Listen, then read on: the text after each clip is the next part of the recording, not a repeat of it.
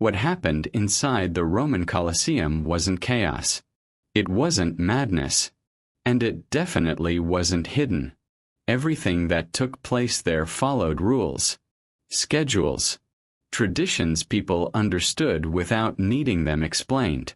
The crowd knew when to arrive, what would happen first, and roughly how the day would end. No one showed up by accident. People planned their lives around these events. For most Romans, the Colosseum wasn't some symbol of cruelty. It was routine, part of life. Families came together. Merchants shut their shops. Workers shifted their hours. Entry was free. Food was handed out. The game started early in the morning and often dragged on until late in the day. This wasn't a once-in-a-lifetime spectacle. It happened over and over again, year after year, generation after generation. Kids weren't shielded from what they saw. They learned where to sit and how to react just by watching the adults around them. Violence wasn't hidden from the young. It was normalized.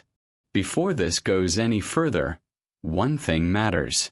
This channel doesn't exaggerate history. It doesn't soften it. And it doesn't turn suffering into entertainment.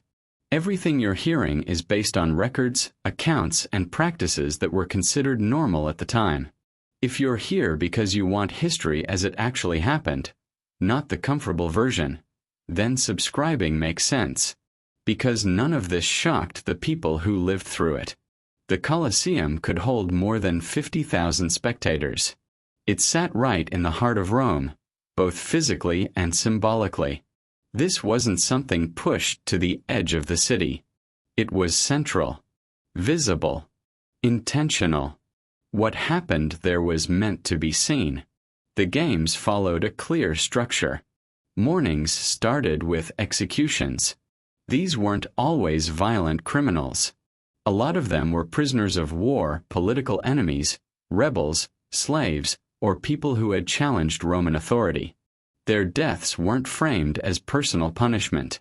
They were demonstrations. Death was efficient. It was legal. And it was public. As the day went on and the heat got worse, the game shifted into punishments. This part wasn't glamorous. The crowd was restless. Patience ran thin.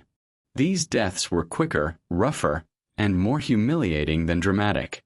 Here, humiliation mattered more than spectacle.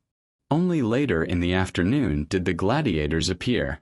These were the events people waited for, carefully timed to keep the crowd engaged. The most famous fighters came last. The least valued lives were always dealt with first. No one questioned that order. Everyone understood what it meant.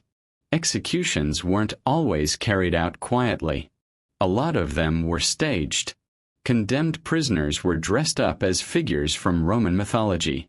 One man might be Orpheus, another Hercules, another Icarus. The audience already knew how those stories ended. And when the moment came, the story stopped being symbolic. The death was real. There was no confusion between theater and reality. The crowd reacted because they knew exactly what they were watching. Violence wasn't implied or suggested. It was shown.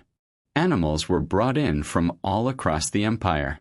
Lions, bears, leopards, kept beneath the arena in dark, cramped spaces, often starved beforehand to make them more aggressive.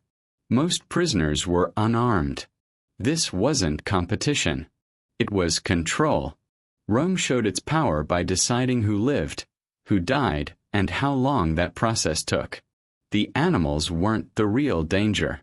Rome was. Movies like to show gladiators dying in every fight. That's not how it usually worked. Gladiators were expensive. They took years to train. They were fed carefully, housed, treated by doctors. A lot of fights ended with surrender, not death.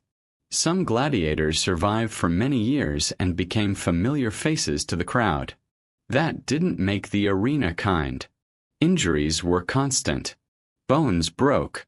Wounds got infected. Medical care existed, but it was limited. Discipline was strict. Disobedience wasn't tolerated. Sometimes punishment happened in public. Sometimes it happened where no one could see. Gladiators weren't heroes. They were property. Their value was measured in performance and survival, not in dignity. The Colosseum wasn't built just for cruelty. It was built for control. Public death taught lessons without speeches. It showed who had power, who didn't, and what happened when someone crossed the line. Fear didn't need to be explained.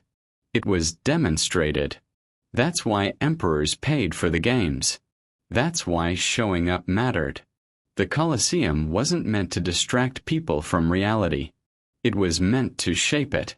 By watching violence become routine, people learned what the state was capable of. Over time, death stopped being shocking. Suffering became expected. No one called it torture. No one called it horror. It was law. It was culture. And it worked. The Colosseum didn't hide violence. It organized it.